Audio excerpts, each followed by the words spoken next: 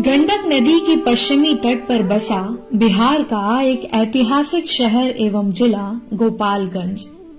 भोजपुरी भाषी जिले की स्थापना 2 अक्टूबर 1973 में हुई थी, जो पहले सारण जिला का एक छोटा शहर हुआ करता था। यहाँ मध्यकाल के चेरो राजा, मुगलिया सल्तनत, अंग्रेजी हुकूमत और अंग्रेजों के दौर में हथवा राज, इन सब ने इस भूमि पर शासन भोगे। यहाँ कई धार्मिक और मनमोहक पर्यटन स्थल हैं। थावे दुर्गा माता मंदिर, गोपाल मंदिर, गोपालगंज के लखराव में प्राचीन शिव मंदिर। इसके अलावा पर्यटन स्थल है पीताम्बरा पीठ, मांझा का किला, दिघवा दुबौली का वामन गांडेय तालाब। गोपालगंज की आबादी कुल 25,62,012 है।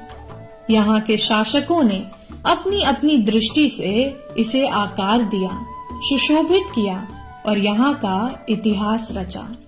स्वतंत्रता सेनानी, क्रांतिकारियों की सामाजिक हित के लिए लड़ी गई लड़ाइयों ने इस भूमि में संघर्ष बोया है, इसे तरक्की पसंद बनाया है। उसी का फल है कि यहाँ की आम नागरिक भी आम नहीं है, क्योंकि वो भी गोपालगंज को आज एक प्रगतिशील जिले के रूप में गढ़ रहे हैं। एक अफसर अपनी विकास की योजना तैयार करता है तो उसे अमल में लाने के लिए यहाँ की जनता भी परिपूर्ण सहयोग देती है।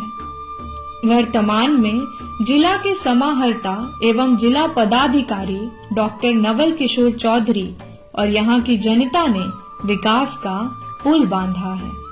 डॉक्टर नवल किशोर यहाँ के विकास के लिए सड़कों का जाल बिछाने के साथ साथ डुमरिया घाट रिवर फ्रंट का निर्माण और मुख्य तौर पे 3 क्षेत्र कृषि, स्वास्थ्य और शिक्षा में बढ़ चढ़कर कार्य किए हैं।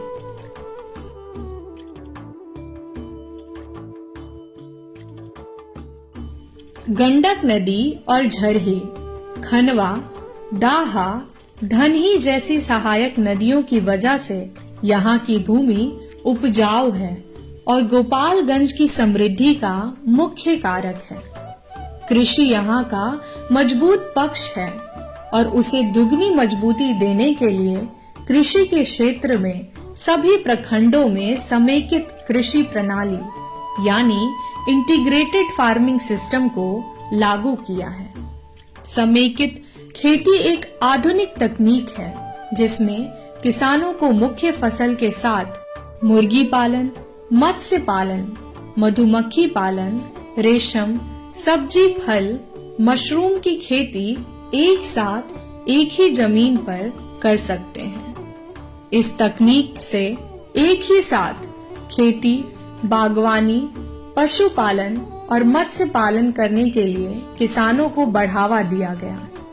उनके खेतों के नजदीक ही तालाब का निर्माण किया गया और तालाब की खुदाई में पूरी तरह से उनका सहयोग किया गया। प्रत्येक प्रखंड में आत्मा की टीम किसानों को मिट्टी प्रशिक्षण, बीज एवं खाद प्रशिक्षण, पौधों और जैविक खाद की जानकारी वक्त दर वक्त देते रहे हैं। के जो भी पदाधिकारी हैं गोपालगंज जिला के, माननीय जिला पदाधिकारी से लेकर डीडीसी और मुझे बहुत ही कोऑपरेट किया गया और मुझे प्रोत्साहित किया गया कि आप जो है कृषि में अच्छा कर सकते हैं और हमें समय समय पर यह बताया गया कि हाँ कैसे खाद देना है, कैसे पानी देना है। इससे हम बहुत प्रोत्साहित हुए और धीरे धीरे करके मैं आगे के तरफ अब इसको बढ़ा रहा हूँ और मेरा जो उद्देश्य है वो IFS मॉडल जो है समेकित कृषि प्रणाली के अंतर्गत ही मैं अब सभी चीज़ों को विकसित करना शुरू कर चुका हूँ। वर्ष 2021 में यह कार्य शुरू होने के पश्चात कई नए किसान इससे जुड़े। आज किसान यहाँ मुख्य खेती के साथ साथ पपीता, केला, अमरूद जैसे फलों की खेती, गाय, भैंस, बकरी, मुर्गी और मछली पालन कर रहे हैं। यहाँ की मिट्टी की गुणवत्ता को देखते हुए मशरूम और ड्रैगन फ्रूट की खेती भी हो रही है। पहले के मुकाबले एक ही जमीन पर विभिन्न फसल उगाने से उनकी आमदनी दुगनी हो गई है और बतौर किसान वे विकसित हुए हैं। जो है हमको कृषि विभाग से खास तौर से आत्मा संगठन से बहुत सपोर्ट मिलता है। वहाँ से गाइडलाइन हमको अधिकारी लोग आते हैं विजिट पे, हर हफ्ते आके देखते हैं, जो कमी बेसी है उसका जो है हमको बताते हैं। फर्टिलाइज़र अगर उपलब्ध नहीं है तो वो लोग करा देते हैं, हर सहयोग हमको मिलता है। और जो है हमारे डीएम सर जो है उनसे भी हमको बहुत सपोर्ट मिलता है, श्री नवल किशोर जी सर से, तो हम बहुत संतुष्ट हैं। इसका सिंचाई का जो है व्यवस्था ड्रिप के माध्यम से हमको विभाग जो है उपलब्ध कराया है और इसी से हम ड्रिप के माध्यम से सिंचाई करते हैं। पहले ओपन सिंचाई हम करते थे, इसमें बहुत जो है पानी वेस्ट होता था और किसान को जो है दिन भर सिंचाई करने में ज़्यादा मेहनत लगता था, लेबर कॉस्ट लगता था।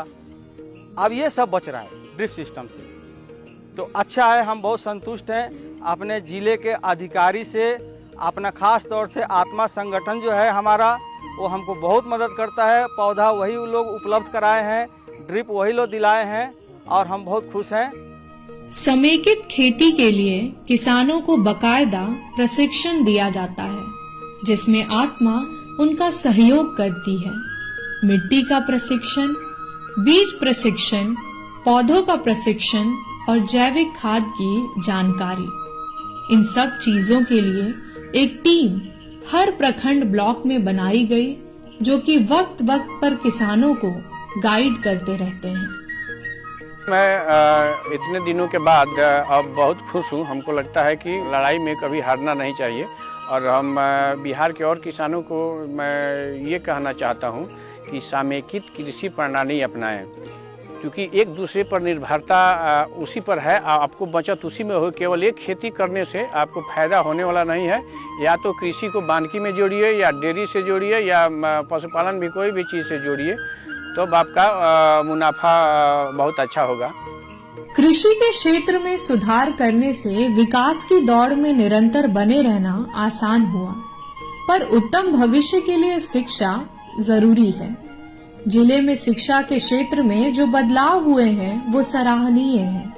शिक्षा के क्षेत्र में यहाँ खास काम ये हुआ कि न केवल बच्चों और विद्यार्थियों बल्कि सभी वर्गों के लिए शिक्षा का वातावरण तैयार किया गया है।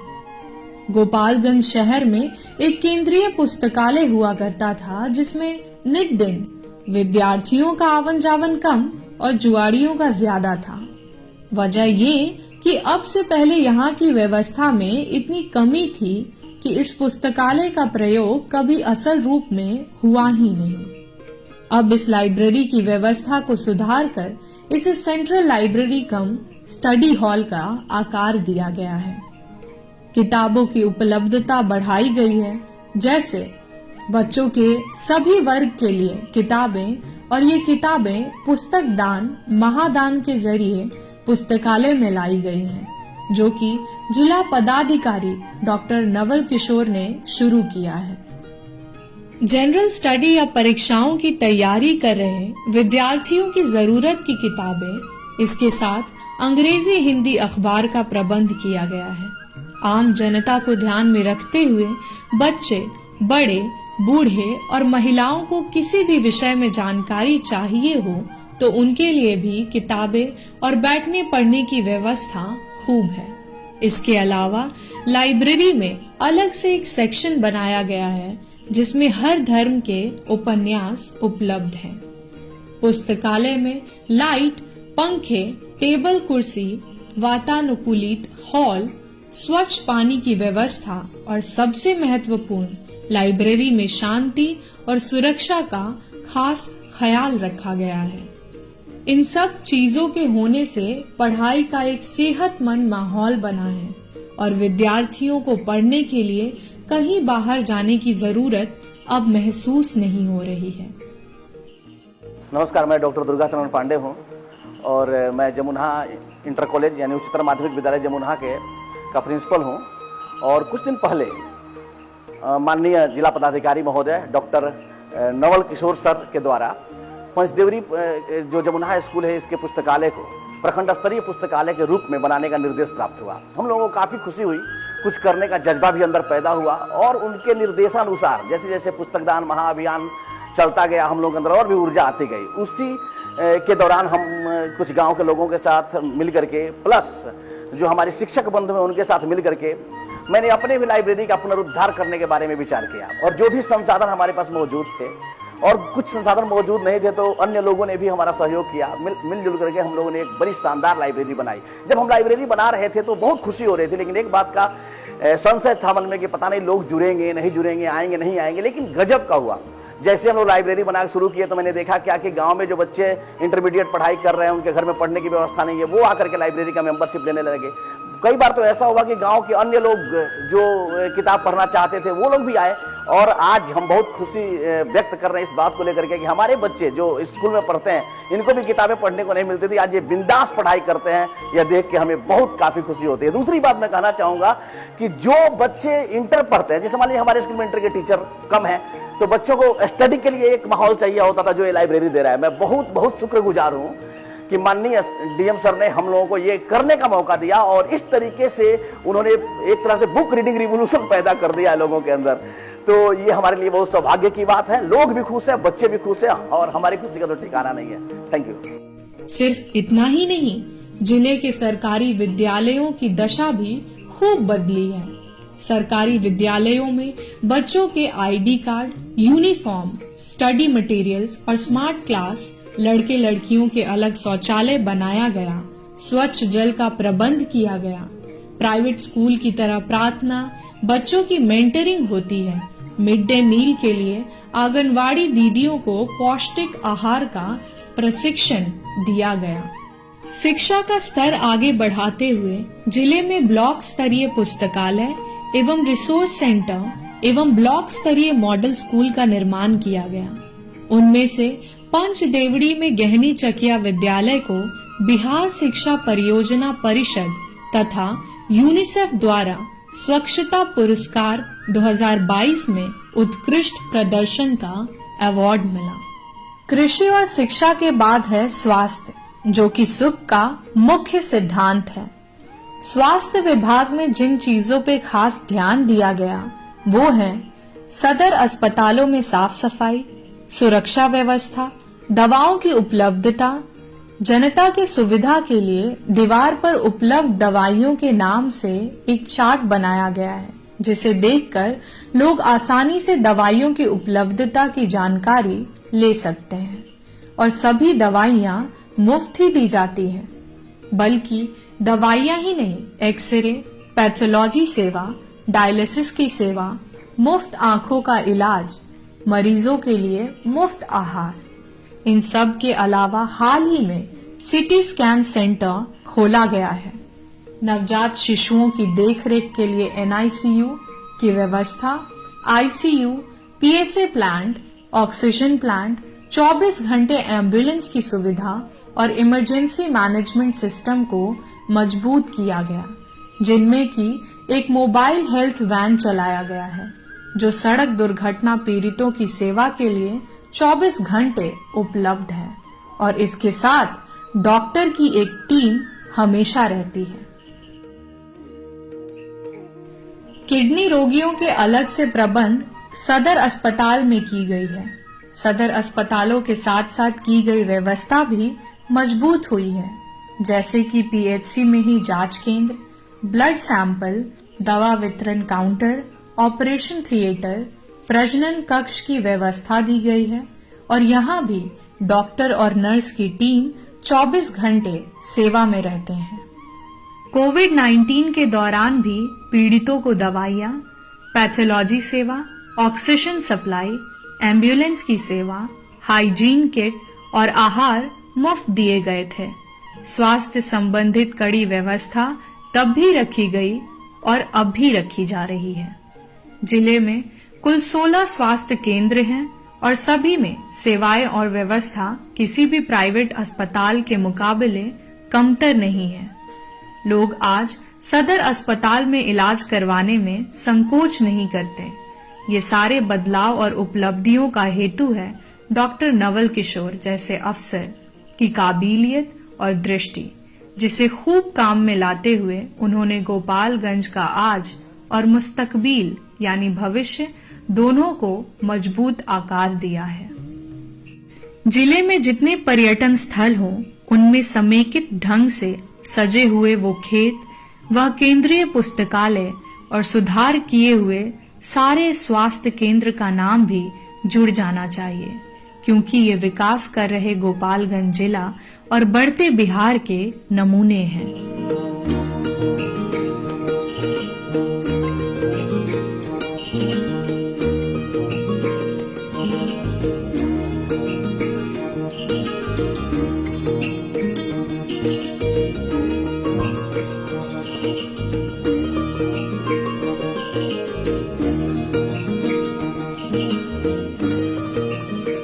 हथुआ को इस्टेब्लिश किए 100वां महाराजा छत्रधारी शाही,